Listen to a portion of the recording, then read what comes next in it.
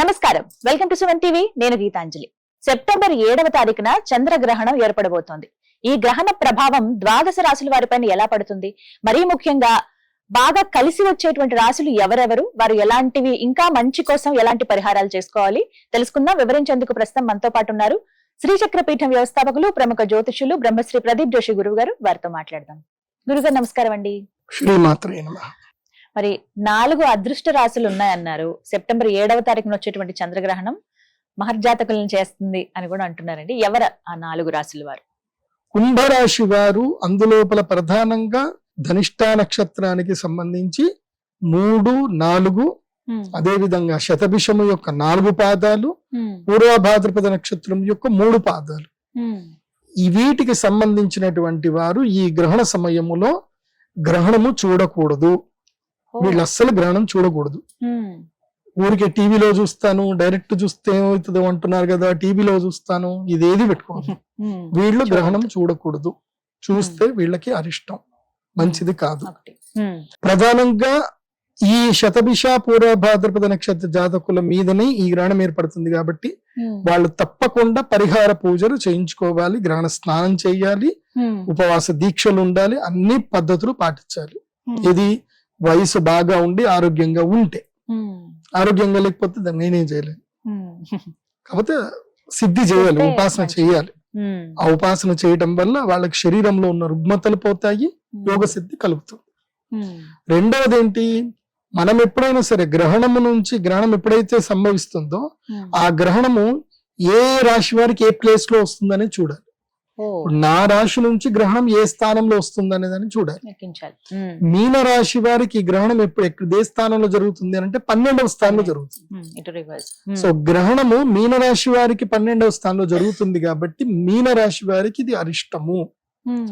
ఈ మీన రాశి వారి పరిస్థితి ఏమిటంటే గనక, ఇది రొట్టె పెనం మీద నుంచి పొయ్యిలో పడ్డట్టు ఉంటుంది. ఎందుకోసం అంటే ఆల్రెడీ ఏలినాటి శని ఉంది. ఏలినాటి శని ఉండి వాళ్ళకి 12వ స్థానములో రాహు ఉండి ఉన్నదంతా తినేస్తా ఉంటాడు, లాగేస్తా ఉంటాడు. ఏలినాటి శని నెత్తి మీద ఉండి కోపం తెప్పిస్తాడు, క్రోధం తెప్పిస్తాడు. అస్సలు వాళ్ళు ఒక లెక్కలో ఉండరు అనమాట, ఇరిటేషన్ లో ఉంటారు. దానికి తోడు ఇప్పుడు ఒకటి గ్రహణం, పుండు మీద కారం జల్లినట్టు ఈ గ్రహణ బాధ. దీనితో ఏంటంటే డబ్బులు మొత్తం నష్టపోతారు, ఉన్న వస్తువులు పోతాయి. సో ఖర్చులు ఎక్కువైపోతాయి, ఖర్చులు ఎక్కువైపోయి అప్పులు ఎక్కువైతాయి. కాబట్టి మీనరాశి వారికి ఇది కొంచెం గ్రహణ సమయం మంచిది కాదు. కాబట్టి మీరు కూడా ఈ యొక్క యాగం, అరిష్ట నివారణ యాగం చేయించుకుంటే మంచిది. ఎవరెవరికి? కుంభరాశికి ఒకటి ఏంటంటే ఆరోగ్య నష్టము, మానసిక దౌర్బల్యము, ఇవి జరిగే అవకాశం ఉంటుంది. మీనరాశి వారికి ఖర్చులు విపరీతంగా పెరుగుతాయి, దూర ప్రయాణాలు తిరగవలసి వస్తుంది, అనవసర ప్రయాణాలు ఉంటాయి. సో కుంభరాశి, మీనరాశి ఈ 2 రాశులకి మంచిది కాదు. మరి ఈ 4 ఖచ్చితంగా హోమం చేయించుకోవాలా, వీళ్ళకి శుభాలు కలగాలనంటే గనక? ఇంకా ఖచ్చితంగా అయితే నేను చెప్పను. ఎందుకోసం అంటే అందరికి ఖచ్చితంగా చెప్తా, అసలు ఖచ్చితమైన వాళ్ళకి వాల్యూ ఎందుకుంటా. అంతే కదా. ఖచ్చితంగా చేసుకునే రాశులు 8. వీళ్ళు ఇష్టం ఉంటే చేసుకోవచ్చు, లేకపోతే లేదు, వాళ్ళ ఇష్టం. ఎందుకోసం అంటే మళ్ళీ సూర్యగ్రహణం వస్తుంది, అప్పుడు వీళ్ళకి ఆపర్చునిటీ వస్తుందేమో తెలియదు. ఇప్పుడు వీళ్ళకి ఆపర్చునిటీ అయితే కాదు. ఈ 4 రాష్ట్రాలకి ఇష్టం ఉంటే చేసుకోండి, లేకపోతే లేదు, నాట్ మ్యాండేటరీ.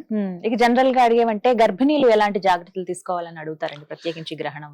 ఈసారి అయితే మనకి గ్రహణం కనిపిస్తుంది కాబట్టి గర్భిణీ స్త్రీలు ఎట్టి పరిస్థితుల్లో అప్రమత్తంగా ఉండాల్సిందే. వీళ్ళు ఏంటంటే కనుక ఎవరైనా సరే, అందరికీ ఫస్ట్ నియమాలు ఏంటంటే ఈ గ్రహణ సమయంలో పట్టు విడుపులు ఉంటాయి కాబట్టి సాయంత్రము సూర్యాస్తమం అయ్యే లోపలనే అందరూ భోజనాలు కంప్లీట్ చేసేసుకోవాలి. పాత్రలన్నీ కడిగేసి పక్కన పెట్టేసుకోవాలి. ఆవకాయల మీద, జాడీల మీద, ఏమన్నా ఆహార పదార్థాల మీద ఏమన్నా దర్బలు వేసుకునేది ఉంటే 6 గంటల లోపలనే వేసేసుకోవాలి. దేవాలయాలు కూడా మూసేది ఉంటే ఉదయమే 12 గంటల లోపలనే దేవాలయాలు మూసేయాలి. గ్రహణ భేదం ముందే ప్రారంభమవుతుంది కాబట్టి సెప్టెంబర్ 7వ తారీఖు ఉదయం నుంచే గ్రహణ దేవాలయాలు అయితే మూసేయాలి. నాకు తెలిసి తిరుమల తిరుపతి దేవస్థానం కూడా సెప్టెంబర్ 7వ తారీఖు ఉదయం పూజ చేసేసి 9 గంటలకి మూసేస్తారని నేను అనుకుంటున్నాను. ఉదయం 8-9 గంటల వరకు మూసేస్తారు. గ్రహణ వేద 12 గంటల ముందు నుంచే ప్రారంభం అవుతుంది కాబట్టి ఉదయం మూసేస్తారు. తర్వాత భోజనాలు, ఇప్పుడు గర్భిణీ స్త్రీలు ఒకవేళ భోజనం ఏమైనా చేద్దాం అనుకుంటే ఏం లేదండి, అరటి పండ్లు, దానిమ్మ పళ్ళు, అదే విధంగా కాశ్మీర ఫలం అంటే సేబులు, యాపిల్, సపోటాలు, నారింజ పళ్ళు, ఏవైనా సరే పళ్ళు, అవి తీసుకో. పళ్ళన్నీ కూడా తీసి మీ దగ్గర పెట్టుకోండి. పళ్ళు పెట్టుకోండి. భోజనాలు ఏమైనా చేసేది ఉంటే 6 గంటల ముందే భోజనాలు కంప్లీట్ చేసేసుకోవాలి. ఇక ఇంటికి మొత్తం ఆచ్ఛాదనం చేసుకోవాలి. ఇంట్లో ఇక్కడ వెలుగు రాకుండా చూసుకోవాలి. ఒక ఆవు నెయ్యిలో పువ్వొత్తి పెట్టుకోవాలి, మంచి పెద్దది. పువ్వొత్తి అంటే ఏంటంటే ఒక కర్చీప్ లాంటిది, ఒక square 2 inch by 2 inch 4 inch ఒక చిన్న క్లాత్ తీసుకొని, కాటన్ క్లాత్ తీసుకొని దాని మధ్యలో బియ్యం వేసి దానికి చక్కగా చుట్టి కట్టేసి ఒక దీపం లాగా చేయాలి. దాన్ని కింద ఇంత బరువు ఉండాలి, దీపం లాగా చేయాలి. చేసి దాన్ని ఒక కుండ దీపం ఏదైతే ఉంటుందో అది తీసుకొని అందులోపల ఆవు నెయ్యి నింపి దాని మధ్యలో పెట్టి చక్కగా తడిపి ఆ దీపం వెలిగించాలి. అంటే దీపం కొంచెం జ్యోతి పెద్దగా ఉండాలి. చాలా మంది దీపం అంటే ఇంత బుడ్డ దీపం వెలిగిస్తారు, అట్లా ఉండకూడదు. జ్యోతి ఉండాలి మంచిగా. గర్భిణీ స్త్రీకి 6 అడుగుల దూరంలో ఉండాలి. సో మంచిగా సేఫ్ ప్లేస్ చూసి అక్కడ దీపం పెడితే ఇంకా అక్కడికి ఎలాంటి అతినీల లోహిత కిరణాలు లేవు. ఆవు నెయ్యి దీపానికి ఆ శక్తి ఉంది. సో ఎలాంటి నెగిటివ్ రావాలి అనుకున్నా ఆ దీపం యొక్క వెలుగు ఆరాకి అవి ఎంటర్ అవ్వవు. ఆ బ్యాక్టీరియాస్ ఏవి చెడు బ్యాక్టీరియాస్ ఉన్నాయి ఎంటర్ అవ్వవు. సో గర్భిణీ స్త్రీలు ఏంటంటే మెయిన్ గా కర్ణ పిశాచిని తీసి దూరం పట్టేయాలి. కర్ణ పిశాచి మీ దగ్గర ఉండకూడదు. కర్ణ పిశాచి అండ్ వీక్షణ పిశాచి ఈ రెండు ఉండకూడదు అన్నమాట. ఫోన్ అండి వాటిని ఏమంటారు? కర్ణ పిశాచి అంటే ఫోను, వీక్షణ పిశాచి అంటే టీవీ. ఈ రెండింటికి దూరంగా ఉండాలి ఈ టైంలో. సో ఇంట్లో వైఫై గీఫైలు ఏమైనా ఉంటే ఆఫ్ చేసి పెట్టేసేయండి. వైఫైలు ఏవి రన్ చేయకూడదు. సో మొబైల్ నెట్వర్క్లకి దూరంగా ఉండాలి. సో హాయిగా పడుకోవాలి. చక్కగా ఇంట్లో భాగవత కథం గాని కథలు చెప్పుకోండి, మాట్లాడుకోండి, కృష్ణ కథలు చెప్పుకోండి, విష్ణువుకి సంబంధించిన కథలు చెప్పుకోండి. సో చక్కగా పడుకోవాలి. ఎడమ వైపు గాని కుడి వైపు గాని తిరిగి పడుకోవాలి. ఎప్పుడు తిరిగి పడుకున్నా అరచేయి మాత్రం గర్భం మీదనే ఉండాలి. అరచేయి గర్భం మీద ఉండాలి. మనస్సులో, బయటకు కాదు, మనస్సులో విష్ణునామ స్మరణ ఉండాలి. నారాయణ నారాయణ నారాయణ అని ఆ మంత్రం ఉండాలి. ఒకవేళ మీకు విష్ణు సహస్రనామం వస్తే ఈ మంత్రం మొత్తం జపం చేస్తూనే ఉండాలి గ్రహణ సమయంలో. ఏ మంత్రం అంటే వనమాలి గదీశాంకి శంఖీ చక్రీ చనందకి శ్రీమాన్ నారాయణో విష్ణుర్ వాసుదేవోభిరక్షతు. ఈ దివ్య మంత్రము చదువుతూనే ఉండాలి. లేదా ఈ మంత్రం రాలేదు, ఇంకొక మంత్రం ఉంటుంది. శ్రీరామ రామ రామేతి రమే రామి మనోరమే సహస్రనామ తత్తుల్యం రామనామ వరాననే. ఈ మంత్రం, ఈ 2 దివ్య మంత్రాలు గర్భిణీ స్త్రీ మధ్యలో మంత్రం చదువుకుంటూ ఉండాలి. మీకు ఏ మంత్రము రాదు అన్న రామనామ మంత్రము చాలా శక్తివంతమైన మంత్రం. రామ్ రామ్ రామ రామ రామ అనుకుంటున్నా చాలు. శ్రీరామ జయ రామ జయ జయ రామ ఈ దివ్య మంత్రం చదువుకున్నా చాలు. ఇలా అంటున్నాను ఏమనుకోకూడదు. గ్రహణ సమయంలో శివనామ స్మరణ చేయవచ్చు కానీ గర్భిణీ స్త్రీలు చేయకండి. చేయకూడదండి. ఏం కాదు, చెయ్యొచ్చు. కాకపోతే ఏంటంటే ఆ శక్తి వేరే ఉంటుంది. శివుడు అంటే భోళాశంకరుడు కాబట్టి ఇప్పుడు ఈ గ్రహణానికి విష్ణునామ స్మరణ శ్రేష్టం. విష్ణు రక్షకుడు, శివుడు లయకారకుడు, శివుడు ఉగ్ర స్వరూపం. ఇప్పుడు గ్రహణ సమయంలో ఉగ్ర స్వరూపం మనకి చింతన వద్దు, కానీ శివుడు కూడా అంత గొప్పవాడే, నేను లేదని చెప్పను. కాకపోతే ఏంటంటే అంతే, సమయాన్ని బట్టి తారతమ్య భేదాలు కొన్ని ఉంటాయి, కొన్ని చోట్ల కొన్ని ఉంటాయి. మనకి సర్జన్ ఎక్కడ అవసరమో అక్కడనే సర్జన్ అవసరము, జనరల్ ఫిజిషియన్ ఎక్కడ అవసరం అక్కడ జనరల్ ఫిజిషియన్ చాలు మనకి. సో మనకి ఇప్పుడు సర్జన్ అక్కర్లేదు కాబట్టి నారాయణ స్మరణ చేసుకోండి సరిపోతుంది. ఒకవేళ శ్రీచక్ర స్ఫటికలింగం మీద ఉంటే దగ్గర పెట్టుకోండి, ఏం కాదు, మంచిది, రక్షణ ఇస్తుంది.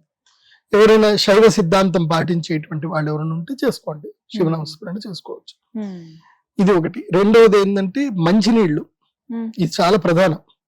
చాలా మంది ఏంటంటే మంచినీళ్ళు ప్లాస్టిక్ బాటిల్లో పెట్టుకుంటారు. గ్రహణ సమయంలో ప్లాస్టిక్ బాటిల్లో నీళ్లు పెట్టకండి. గ్రహణ సమయంలో ఇత్తడి చెంబులో నీళ్లు పెట్టుకోవాలి, స్టీల్ చెంబులో కూడా పెట్టుకోకూడదు.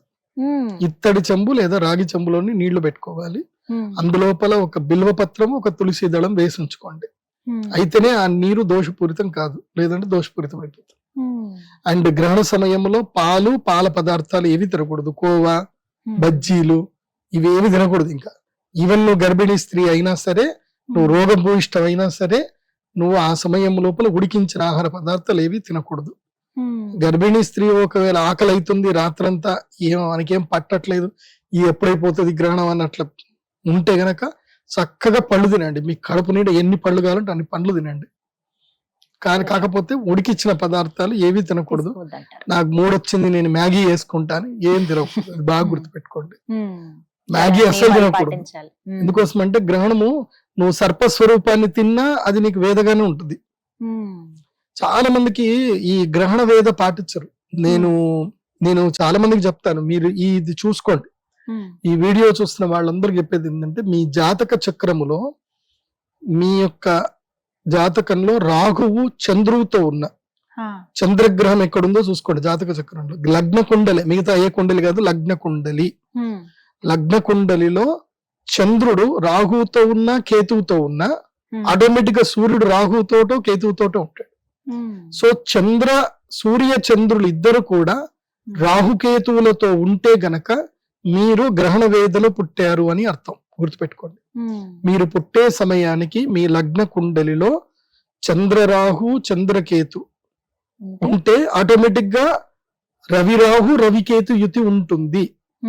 అది ఉంది అనంటే మీరు గ్రహణ వేదలో పుట్టారు అని అర్థం. కాబట్టి మీరు ఆ గ్రహణ వేదలో పుడితే ఈ చంద్రగ్రహణానికి మీరు రావాలి, ప్రత్యేకంగా పూజలు చేయించుకోవాలి. ఈసారి చంద్రగ్రహణానికి ఉన్న ప్రత్యేకత ఏమిటంటే, మేము ఇస్తున్న ప్రత్యేకమైన గిఫ్ట్ ఏంటంటే చంద్రామృత శివలింగం ఇస్తున్నాం. ఇది చాలా రేర్ స్టోన్ అన్నమాట. చంద్ర అమృత శివలింగం. ఇది అక్కడ దొరకదు, ఇది నా దగ్గర మాత్రం ఉంటుంది. నేను ప్రత్యేకంగా తయారు చేయించాను. ఇప్పుడే ఆల్రెడీ ఆర్డర్ ఇచ్చేసాను. 250 శివలింగాలు ఆర్డర్ ఇచ్చాను. నేను రెడీ అయిపోతున్నాయి. కేవలం 250 మందికి మాత్రమే చంద్ర అమృత శివలింగాలు ఇస్తాను. గ్రహణ సమయంలో ఈ చంద్రామృత శివలింగాన్ని ప్రసాదంగా తీసుకోవాలి. గ్రహణం టైంలో మాత్రమే తీసుకోవాలి. వేరే టైంలో తీసుకున్నా పెద్దగా యూజ్ ఉండదు. అప్పుడు మేమైతే పూజ చేసి పెడతాం. తర్వాత కావాలంటే మీకు అదృష్టం ఉంటే తీసుకోవచ్చు. ఉంటే ఎందుకోసం అంటే అవి స్టాక్ దొరకవు. 250 మాత్రమే చంద్రామృత శివలింగాలు చాలా ప్రత్యేకంగా ఉంటాయి. అది ఎలా ఉంటుందంటే దాని ప్రత్యేకత ఏంటంటే, దాన్ని మీరు సూర్యుడు వెలుగులో పెట్టి లోపల నుంచి చూస్తే అందులోపల ఇంద్రధనస్సు రంగులు కనిపిస్తాయి. దానిలో ఆ శివలింగం యొక్క ప్రత్యేకత అది చాలా రేర్ ప్రోడక్ట్ అన్నమాట.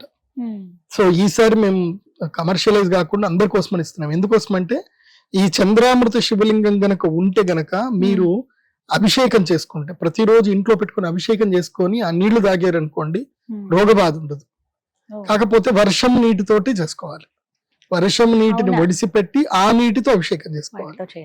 అంటే మేఘాల నుంచి డైరెక్ట్ వచ్చిన నీళ్లే పనికి వస్తాయి దానికి. భూమిని అంటిన నీళ్లు పనిచేయవు. ఇప్పుడు భూమిని అంటడం అంటే భూమి లోపలికి ఇనికిపోయి కొంచెం స్టోర్ అయినవి పనిచేయవు. సో అదే మేఘాల నుంచి డైరెక్ట్ గా పడ్డప్పుడు మీరు ఒడిసిపెట్టారనుకోండి, ఆ నీటిని మీరు దాచుకొని ఆ నీటికి రోజు ఇప్పుడు మేఘాల నుంచి పడ్డ నీళ్లు చక్కగా మీరు ఇంట్లో స్టోరేజ్ చేసి పెట్టుకున్నారనుకోండి, మంచి నీళ్లు కదా అవి. అందులోపల చాలా అద్భుతమైన శక్తి వస్తుంది. కెమికల్స్ ఏవి కలవు, బాగుంటాయి. ఆ నీటిని మీరు తీసుకుని రోజు ఒక చెంబెడు మీరు అభిషేకం చేసి ఆ నీళ్లు తాగారనుకోండి, మీకు ఎలాంటి అనారోగ్యాలు రావు, శక్తి సిద్ధిస్తుంది. కాకపోతే దానికి కొంచెం ఎక్స్ట్రా పేమెంట్ ఉంటుంది. ఈసారి అందరికి 18,000 తీసుకుంటున్నాం. ఈసారి ఎక్కువగా ఎవరికి యంత్రాలు ఇవ్వట్లేదు. గ్రహణం సమయంలో ఎవరికి కూడా అరిష్ట నివారణ యంత్రాలు ఇవ్వట్లేదు. దానికి ఎక్కువ కాస్ట్ ఉంటుంది, చాలా మంది బేర్ చేసుకోలేకపోతున్నారు. కాబట్టి మెయిన్ గా 18,000, 25,000 రెండే ప్యాకేజీలు ఉన్నాయి. సో చంద్రామృత శివలింగం కావాలంటే 25,000, లేదు ఓన్లీ రాహుకేతు లాకెట్ కావాలంటే 18,000 అంత ఇస్తే సరిపోతుంది. సో ఈ వీళ్ళందరూ కూడా గ్రహణ పూజలు ఎప్పుడు చేయించుకోవాలనుకుంటున్నారు, ఇప్పుడే బుక్ చేసుకోండి. ఎక్కువ మందికి అయితే మంచిది. ఎక్కువ మంది అవకాశం అంటే అందరికీ ఉంటుంది, కానీ లిమిటెడ్ గా పెట్టారు కాబట్టి. వెబ్సైట్ ఒకసారి చెప్పండి గురుగారు. pradeepjoshi.com నా పేరు మీదనే వెబ్సైట్. ఓకే, విన్నారు కదా, గురుగారి పేరు మీద వెబ్సైట్ ఉంది. ఒకసారి మీరు చెక్ చేయండి ఏమేమి ఉన్నాయి, ఏంటి రాబోతున్నటువంటి గ్రహణ రోజున ప్రత్యేకతలు ఏంటి, ఎలాంటి పూజలు చేసుకోవాలి ఎవరెవరు అనేది మీరు చెక్ చేసుకున్న తర్వాత వెంటనే రిజిస్ట్రేషన్స్ కూడా స్టార్ట్ అయ్యాయి కాబట్టి వెంటనే బుక్ చేసుకోండి. ధన్యవాదాలు గురుగారు, నమస్కారం. శ్రీమాత్రే.